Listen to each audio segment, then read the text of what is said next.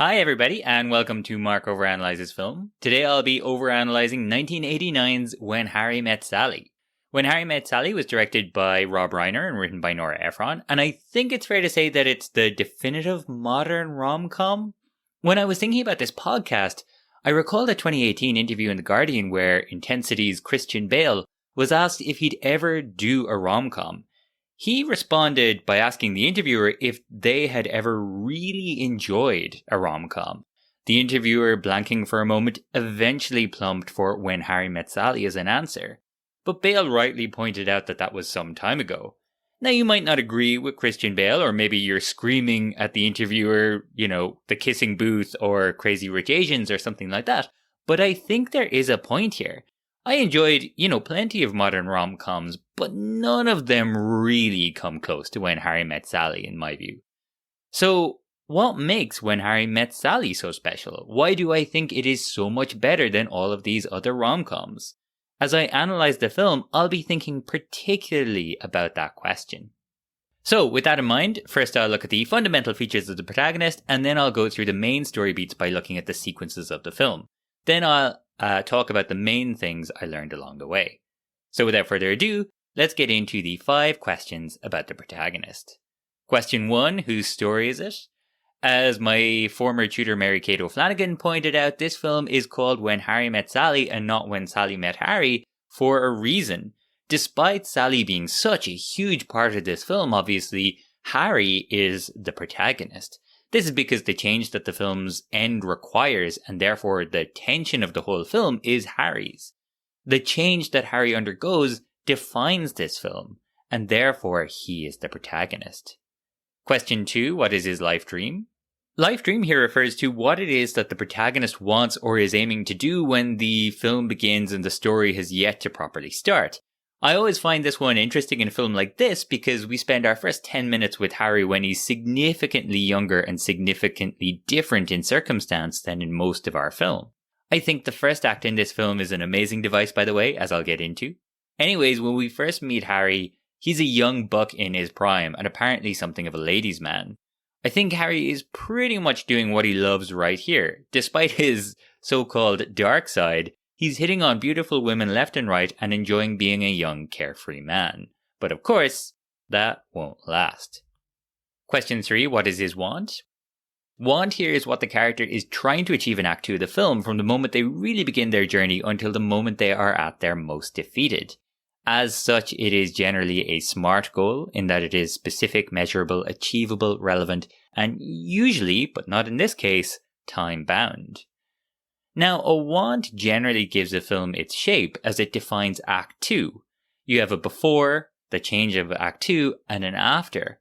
And the way it shapes a film is rarely clearer than in When Harry Met Sally because Harry wants to be friends with Sally even though he's already said several times in Act 1 that that is not possible.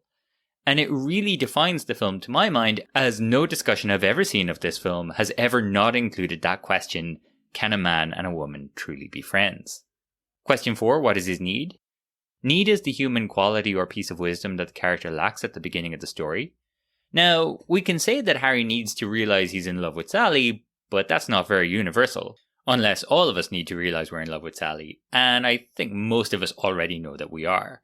So I think Harry probably needs to realize that love and friendship are not mutually exclusive, as I'll discuss in greater detail throughout. Question 5, does he get what he wants and or what he needs? So what I was always unsure about personally with When Harry Met Sally is that it kind of argues in the end that men and women cannot actually be friends. It does this by virtue of Harry's want not being met when he and Sally do sleep together at the end of Act 2. Harry does, however, get what he needs at the end, a mature romantic relationship based on the deep understanding of a close friendship. But in the film's defense on this friendship note that I don't fully agree with, the structure of the 3 acts is clearly a development from nothing to deep friends to romantic partners. Okay, now that I've attempted to answer the 5 key questions, let's have a look at When Harry Met Sally's sequences. There is normally, but not always, 8 sequences or stages in a film. A sequence is a combination of scenes that are tied together by having a single overriding dramatic question or tension, and they tend to be between 10 and 15 minutes in length. A good way to think about this is that every 10 to 15 minutes, the audience should on some level be asking themselves a different dramatic question. Now, When Harry Met Sally is a great and easy film to study because the sequences are almost never this clearly demarcated. This is done through the device of couples telling their stories to camera. I'd like to talk about this device in much greater detail later, but for now let me just point out that they always appear between the sequences, which is very handy for me. Also, Act 1 has 2 sequences and both take place in discrete moments in the past. The sequences here just could not be clearer. Anyways, let's begin with Act 1. The first sequence is generally life as it is, and even though this one takes place 10 years before our second and third acts, it very much sets up who these people are and what is to define their lives. But first, an elderly couple who describe to someone just off camera how they met. We then meet Harry in what looks like a college courtyard, really going for it with a hot young thing he's clearly been dating. Sally pulls up in a car and starts waiting, patiently at first and then increasingly impatiently. I know you can see the dynamic immediately here, can't you? These two are our main characters. Which one needs to change by the end? Harry. After some more sickening displays of young affection, Harry finally gets in the car and we're off. These two get to know each other in a car trip to New York, and this shows immediately to my mind why When Harry Met Sally is When Harry Met Sally. I'll talk about this more later, but we spend a lot of time with just these two characters talking, and it's never boring, at least not to me. And here we see how this dynamic works from the get-go. Sally is hyper-organized and proactive. Harry has a confident blaseness about everything with a strange yet believable mix of being both incredibly perceptive but also a little eccentric. We're soon at a restaurant where they argue about whether or not Sally has really had great sex with Sheldon the Wonderschlong, and then Harry really reveals himself. After all his romantic embracing minutes ago, he's now very directly propositioning Sally, his girlfriend's friend. Just a class act all the way. This leads to the first mention of the critical discussion of the film. Sally, in shutting him down, says they are just going to be friends before Harry explains that men and women can't be friends. What I'm saying is, and this is not a come on in any way, shape, or form, is that men and women can't be friends because the sex part always gets in the way. That's not true. I have a number of men friends and there is no sex involved. No, you don't. Yes, I do. No, you don't. Yes, I do. You only think you do. You're saying I'm having sex with these men without my knowledge? No, what I'm saying is they all want to have sex with you. They do not. Do too. They do not. Do too. Whether because she's convinced or more likely because she's given up reasoning with this guy, Sally says it's too bad they're not going to be friends because he's the only person she knows in New York. At that, we see these two arrive in the city and they part ways. It's worth noting here that they're essentially saying goodbye forever here, but there's a slight awkwardness because while they might not actually like each other at this stage, maybe, just maybe, there's a vague sense that they have some kind of connection. But at that, we have another old couple, and we cut to 5 years later, our sequence 2. This time, it's Sally going to town on a strikingly good-looking partner, and Harry ends up waiting on them. You'll notice, though, that Harry is not quite the average person that Sally is. While she waited and cleared her throat, like a normal person, Harry leans in a little too close to the kissing couple until Sally notices him. So, Harry and Sally run into each other again, and we wonder some variation of the question, are these two ready to be friends yet? On the plane, we again see Harry's unique combination of quirks. He looms behind Sally, asks her if she looked this good in Chicago, and can't remember basic details about her and his ex. And yet, he can tell how long she's been going out with Joe from a fundamental understanding of dating behavior. He also talks with great awareness in explaining his reasons for getting out of the game and getting married. Now, I think this is subtly really important as well. He tells Sally that he's fallen madly in love. But the sum total of the information that we get about this incredible lady is, Helen Hilson, she's a lawyer, she's keeping her name. He then immediately describes how he was sick of dating. Keep in mind how this is a mirror image of our climax, which is defined by Harry's detailed description of Sally's personal foibles, followed by his declaration of an enthusiasm for their future to come. It's safe to say Harry changes in the next hour and 10 minutes, and it's because of Sally. But Harry hasn't changed yet, of course, so he's soon yet again asking Sally out to dinner despite being engaged. He suggests dinner as friends, then is reminded that men and women can't be friends, then wonders where that leaves him and Sally. The clear deduction is, of course, that if they can't be romantically involved and they can't be friends, it's nowhere. And yet, despite himself and his own theory, the one place throughout this film that Harry cannot stay is not in Sally's life. But for now, Sally says goodbye once again. These two are now in romantic relationships and out of each other's lives. Theoretically, this is a done deal, so we're really going to have to go on a journey for that not to be the case. And so we end Act 1 and we enter Act 2. First of all, we have another couple before we enter our first Act 2 sequence, Sequence 3, the first attempts to solve the problem. Now you might recall that this sequence is normally defined by the move from the protagonist initially rejecting the call to finally accepting it. And so, when we ended Act 1, these two went their separate ways after Harry redoubled his conviction that men and women couldn't be friends. Then we have our What's the Plan scene, the scene at the beginning of Act 2, which basically tells us what Act 2 is going to look like. Actually, it kind of feels like we have a couple here because we check in on these two individually first and then together.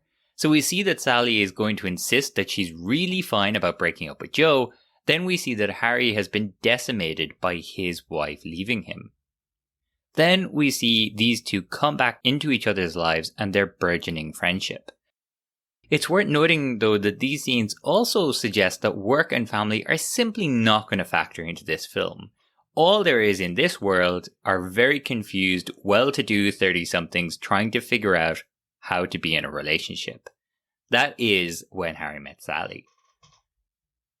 Anyways, these two meet in a bookshop and they soon get to talking. And you'll notice that Harry, having been humbled now, is actually listening. You know, almost like a real friend. And so they're soon rambling down an incredibly romantic New York in autumn path. And here's something interesting happens. First, Harry actually apologizes, but then Sally asks Harry if he'd like to go to dinner sometime.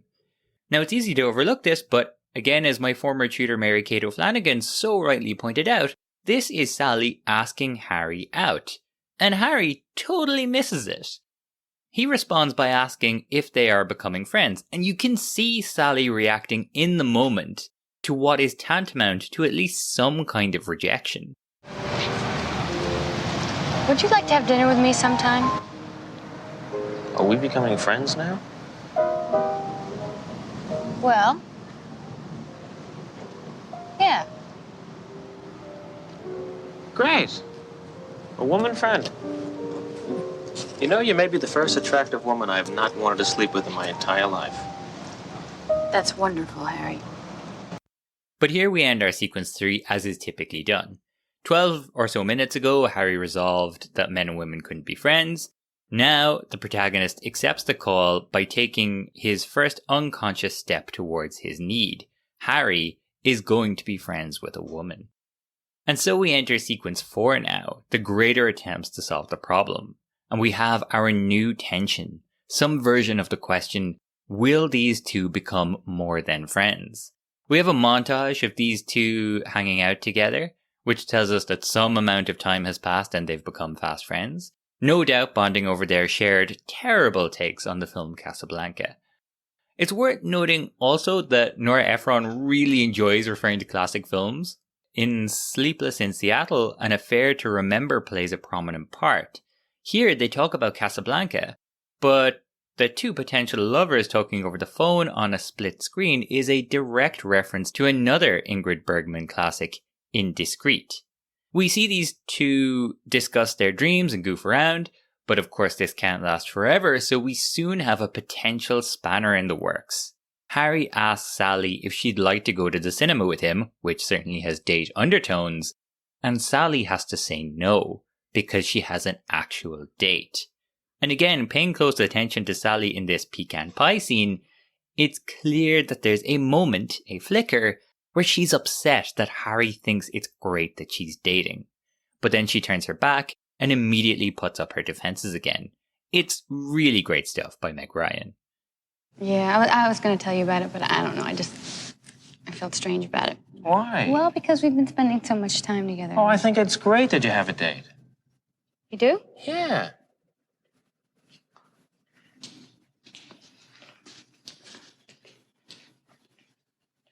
Is that what you're going to wear? Yeah. Well, I don't know. Why? I think you should wear skirts more. You look really good in skirts. I do? Yeah. But while Harry isn't realizing yet, he is beginning to experiment with his need. Encouraged by Sally, he does start dating again. But while he's too emotionally fragile to connect with a woman, he seems to have zero issues with sleeping with them. So this feels like some of the old Harry or the young Harry coming out. In the cages, he brags to Jess about his sexual prowess, but he also highlights that what is special about his relationship with Sally is that he doesn't have to lie, because he's not just focused on bedding her. Slightly concerned about exactly what that implies, but anyways, he can just be himself with Sally. Just imagine if you could actually sleep with someone and also really be yourself. But Harry's bragging comes right before the most famous scene in the film, the restaurant orgasm. Now, Harry is a confident man, he's got it all figured out, and he really needs some humbling from time to time. Actually, Harry and Sally kind of remind me a bit of Rochester and Jane Eyre in this way. So here, right as we approach the midpoint, Harry has a humbling experience again. He knows, of course, that a woman has never faked an orgasm having sex with him, until Sally goes to great lengths to plant a seed of doubt in his mind. "I'll have what she's having" is one of the most famous lines in cinema history, but this scene is, at least to my mind, as much about Harry eating some humble pie. And so, at that, we have our midpoint. The holidays are upon our main characters, and Harry takes Sally out for New Year's. And there's a lot of little touches here, but the scene is defined by that wonderful shot as the two dance cheek to cheek, and we see both of their faces grappling with being confronted with the uncomfortable tension they've been ignoring all this time. They abruptly rush outside before the countdown is complete. As everyone around them kisses, they have a moment of uncertainty. They laugh it off and wish each other Happy New Year, but the romantic feelings bubbling underneath all of this have shown themselves clearly for the first time. The moment Harry closes his eyes, succumbing slightly to those feelings of genuine tenderness with a woman, is his first conscious move towards his need. And so this is our midpoint, and it's worth noting just how clearly it foreshadows our climax later. So, will they become more than friends? No, not yet at least. So, tension resolved, we leave sequence 4 and enter sequence 5, the honeymoon sequence. Sequence 5 is the honeymoon sequence because the character has made a move towards their need and is generally rewarded in some way for it. So Harry brought Sally out for New Year's and made at least some kind of commitment to her, and then felt an undeniable romantic chemistry. So what are they doing when we next meet them? They're going on a date. Unfortunately, these two still have not mastered what it is they need, so it's a double date, and they're not meant to be dating each other. So our tension isn't, is Harry and Sally's date going to work out, but some version of, will Harry and or Sally start dating Marie and or Jess? And I love this whole sequence. Jess and Marie's trepidation before, them realizing that they really click, and the two of them rushing off without as much as a pinch of subtlety. It's worth noting as well that these side characters have real character. They're doing their own thing, which is great. The whole thing is so well done. It's so well written. And at that, this particularly short honeymoon period is over. Harry and Sally are still single, with Jess and Marie clearly going to date each other. And I think in a film like When Harry Met Sally, the brevity of this honeymoon sequence really makes sense. As I'll talk about later, the only thing standing in the way of Harry and Sally is Harry and Sally, which is the real rare genius of this film. With that in mind, if the characters are acting in accordance with their need for too long, it's just not going to work. They're going to need to be drawn away from it again. And so we now enter sequence 6, the bridge from the honeymoon period to the low point. And only in this bridge to the low point could you find yourself singing Surrey with a fringe on top in front of Ira. Harry and Sally go shopping together, and Harry runs into Helen and Ira. This soon leads to Harry and Sally having their first real fight as grown-ups now. I really like the fact though that this fight is not the fight. It is not the reason they might not get together. Rather, they quickly make up. But the truths it raises about them not moving on likely leads to the next issue, where both are now dating again. Again, they're not dating each other, but notice the progression here. In sequence 3, Harry was devastated. In sequence 4, he was sleeping around but unable to really date. In sequence 5, he went on a double date with Sally, and now in sequence 6 here, he's actually seeing someone. This gives the story a sense of development and momentum and shows a movement towards his need was also posing a problem for it. But this sequence is all about our heroes finally confronting their exes and those unresolved feelings they have there.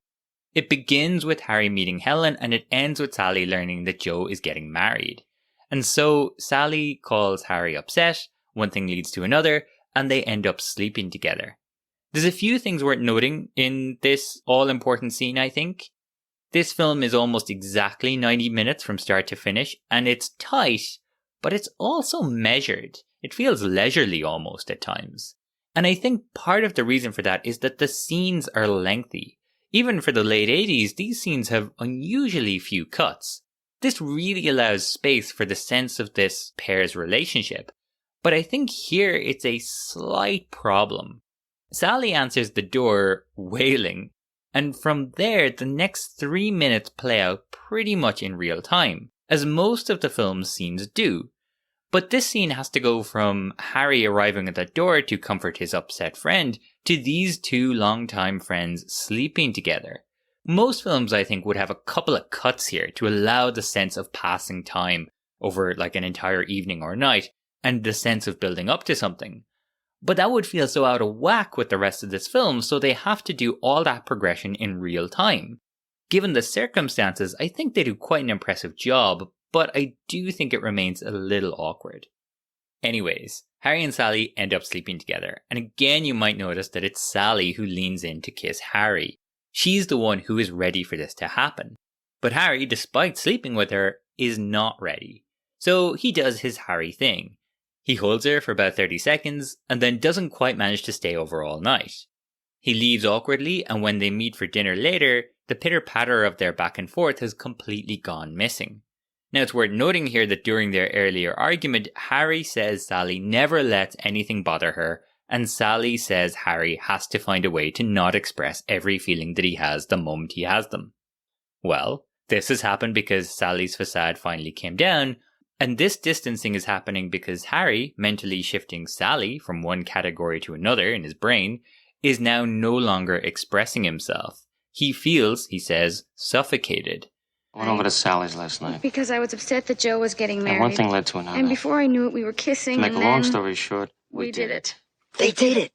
That's great, Sally. We've been praying for You it. should have done it in the first place. For months we've been saying you should do it. You guys belong together. It's like killing two birds with one stone. It's like two wrongs make a right. How was it? The during part was good. I thought it was good. But then I felt Then suffocated. I guess it wasn't. Jesus, I'm sorry. The I worst. had to get out of there. He just disappeared. I feel so bad. Sex has ruined their friendship, which has answered the central tension of Act 2, and so we enter Act 3. Act 3 has a false resolution and a true resolution, and so in sequence 7 we find our potential lovers separated with the real risk that they will just drift apart. But we need some kind of confrontation because there's been so much left unsaid between these two. So it's a good thing that Jess and Marie are getting married, which brings Harry and Sally back into each other's orbit. And there's a bunch of stuff here. First of all, Harry comes over and tries to get into their old groove. Suddenly he's all chat again. Second, he's back to being impatient and arrogant. But third, when Sally finally slaps him, it seems to be a wake-up call.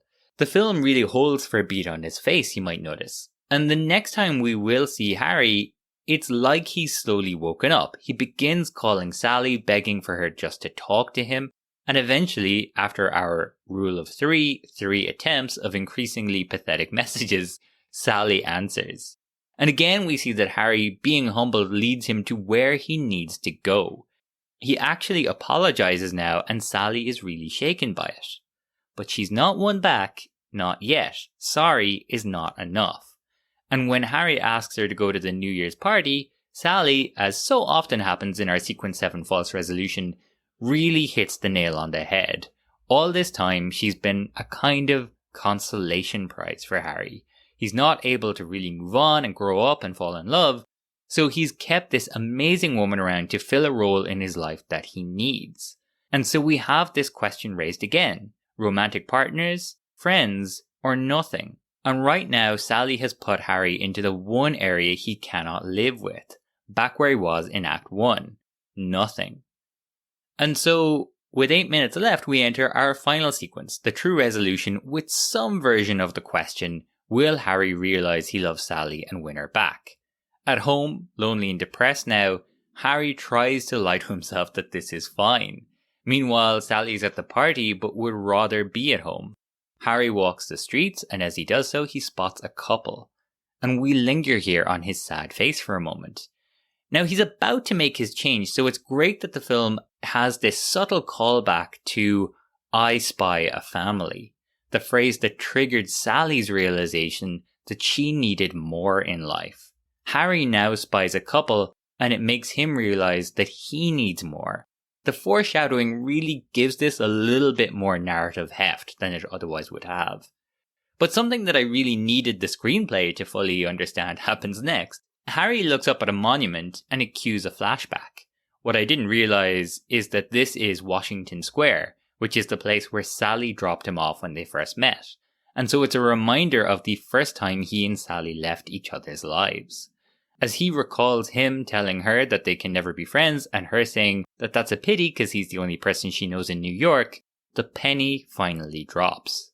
They can't be friends and he can't live without her, so there's only one option left.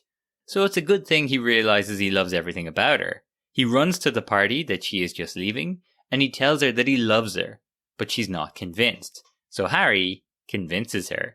In maybe the single most rom-com speech that ever did rom-com. I love that you get cold when it's 71 degrees out. I love that it takes you an hour and a half to order a sandwich. I love that you get a little crinkle above your nose when you're looking at me like I'm nuts. I love that after I spend a day with you, I can still smell your perfume on my clothes. And I love that you are the last person I want to talk to before I go to sleep at night.